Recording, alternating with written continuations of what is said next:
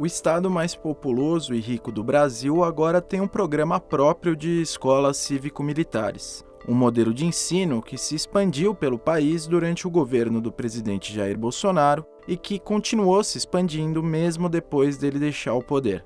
Uma maneira de ver a educação que preocupa professores e pesquisadores da área. Eu sou Antônio Mami e esse aqui é o Durma Com Essa, o podcast de notícias do Nexo.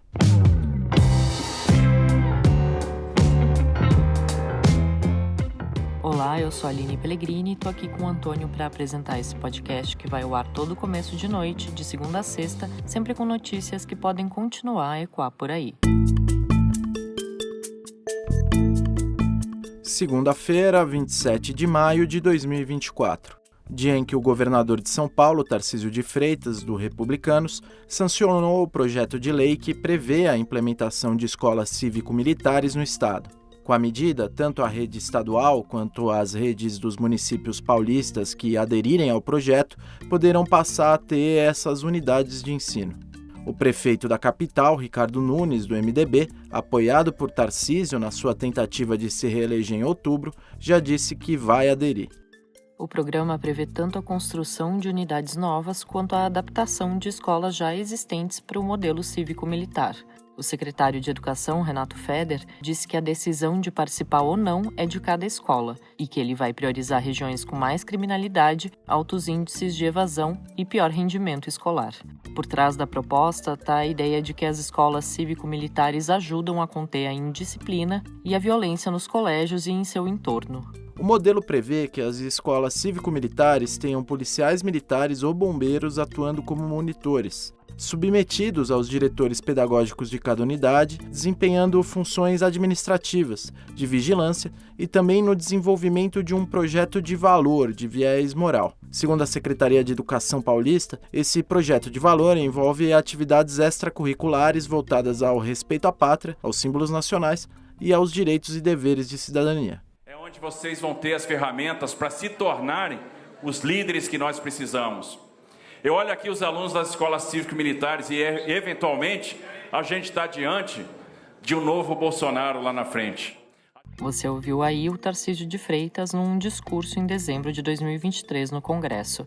Ele e o ex-presidente Jair Bolsonaro, seu padrinho político, tinham sido convidados para o lançamento da Frente Parlamentar Mista em defesa das escolas cívico-militares. 4 meses depois, em março de 2024, o Tarcísio apresentou para a Assembleia Legislativa de São Paulo um projeto de escolas cívico-militares para chamar de seu. O governador diz que pretende inaugurar 100 escolas do tipo até 2026, quando termina seu mandato. O projeto foi aprovado pelos deputados estaduais paulistas em 21 de maio, antes de ser sancionado nesta segunda-feira em um evento aberto à imprensa no Palácio dos Bandeirantes.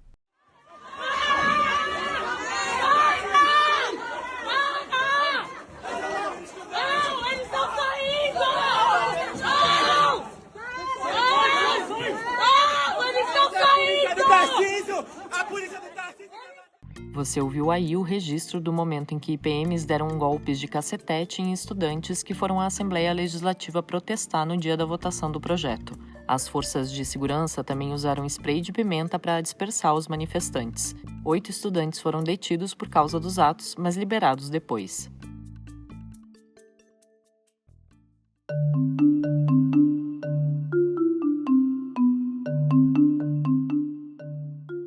As primeiras escolas cívico-militares foram implementadas no fim dos anos 90, em Goiás, então governado pelo tucano Marconi Perillo. Outros estados replicaram experiências parecidas de gestão militarizada nas escolas, mesmo estados governados por políticos não alinhados à direita. Foi o caso da Bahia, sob o governo do petista Rui Costa, hoje na Casa Civil, e do Maranhão, quando governado por Flávio Dino, então no PCdoB. Flávio Dino, que é ex-ministro da Justiça de Luiz Inácio Lula da Silva e atualmente é ministro do Supremo Tribunal Federal. O modelo das escolas cívico-militares ganhou uma repercussão maior a partir de 2019, primeiro ano de Jair Bolsonaro na presidência.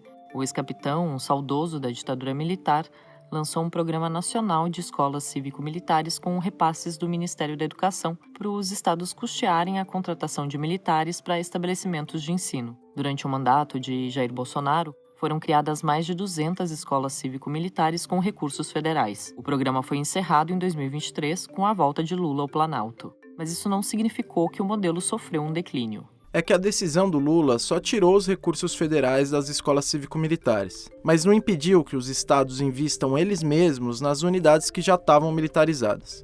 E foi isso que fizeram muitas das unidades da federação governadas por políticos bolsonaristas. Minas Gerais e Rondônia, por exemplo, mantiveram as unidades inauguradas durante a presidência de Bolsonaro. Santa Catarina, por sua vez, anunciou seu próprio programa. A Assembleia do Rio Grande do Sul, onde existem mais de 60 unidades militarizadas, aprovou um projeto de lei para também criar o seu programa estadual. Goiás, o pioneiro do modelo, incorporou à sua rede estadual as escolas instaladas com dinheiro federal.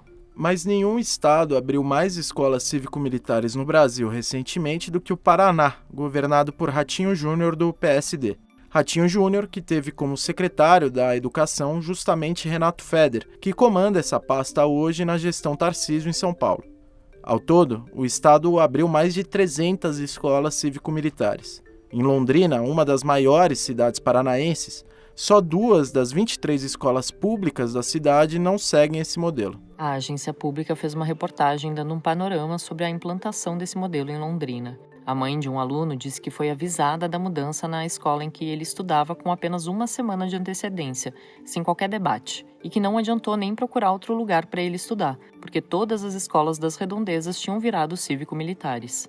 Assim como aconteceu em outros estados, as escolas implementaram regras para corte de cabelo, regras com revistas mensais para ver se elas estavam sendo cumpridas. Homens, por exemplo, não podem usar cabelo comprido, nem corte no estilo moicano ou desenhos nas sobrancelhas. As mulheres são orientadas a usar pouca maquiagem. Todo mundo tem que seguir uma mesma regra de fardamento. E as unidades implementaram atividades como o hasteamento da bandeira e cantar o hino nacional diariamente. No Distrito Federal, o governo manteve as 17 escolas cívico-militares abertas com recursos federais sob o argumento de que o modelo foi aprovado pelas comunidades escolares afetadas. Foi no Distrito Federal em que vieram à tona algumas das denúncias mais sérias envolvendo a militarização de escolas brasileiras. Os casos aconteceram numa unidade de Brasília, onde monitores militares proibiram a apresentação de um mural pelos alunos no Dia da Consciência Negra, onde uma aluna foi levada a uma delegacia e fichada por desacato após se desentender com um professor, e onde policiais chegaram a lançar spray de pimenta e algemar um aluno envolvido numa briga.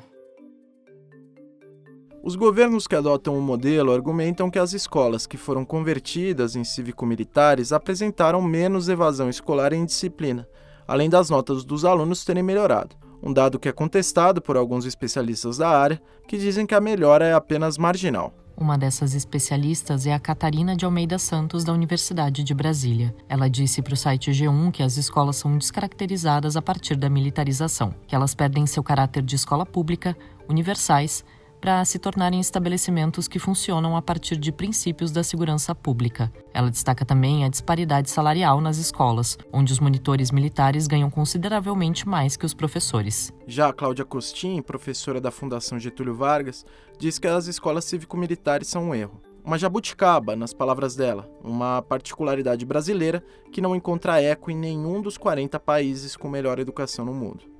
O Durma com Essa volta já.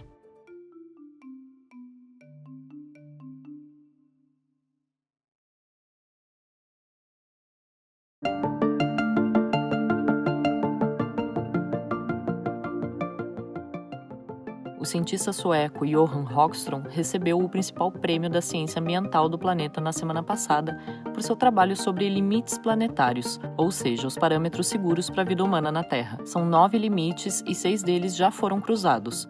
A Mariana Vick escreveu um texto sobre o assunto para Ponto Futuro, editoria do Nexo, que tem a ciência entre os seus temas de cobertura. Os limites planetários são processos considerados cruciais do sistema terrestre que estão sob risco e próximos dos seus pontos de virada. Esse termo foi proposto pelo Johan Rockström e outros cientistas do Centro de Resiliência de Estocolmo em 2009, num trabalho que valeu o Prêmio Tyler de Conquista Ambiental de 2024. Cruzar esses limites pode levar a mudanças ambientais irreversíveis, em alguns casos abruptas, que podem tirar o planeta do estado estável sob o qual tem vivido nos últimos 11.700 anos, num período conhecido como Holoceno. Os 9 parâmetros definidos pelo Grupo de Estocolmo são a mudança climática, a integridade da biosfera, mudanças no uso da terra, mudanças no uso da água, ciclos biogeoquímicos, acidificação dos oceanos, esgotamento da camada de ozônio, carga de aerossol atmosférico e novas entidades que são produtos químicos sintéticos lançados no ambiente,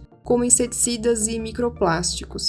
De todos esses 9 parâmetros, só 3, a acidificação dos oceanos, a carga de aerossol atmosférico e o esgotamento da camada de ozônio, ainda estão dentro dos limites considerados seguros.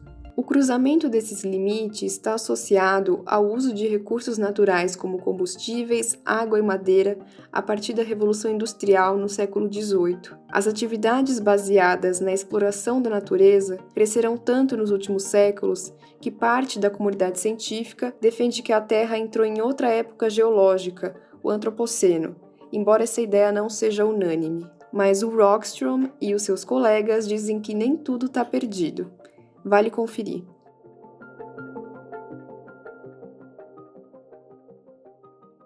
O texto da Mariana você lê em nexojornal.com.br/.futuro.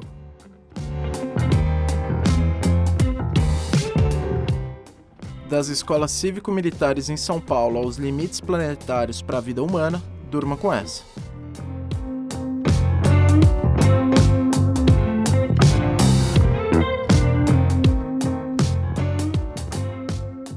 Com roteiro, apresentação e produção de Antônio Mami, apresentação de Aline Pellegrini, edição de texto de Conrado Corsaletti, participação de Mariana Vick, edição de áudio de Bruno Bimbatti e produção de arte de Mariana Simonetti, termina aqui mais um Durma com essa. Até amanhã!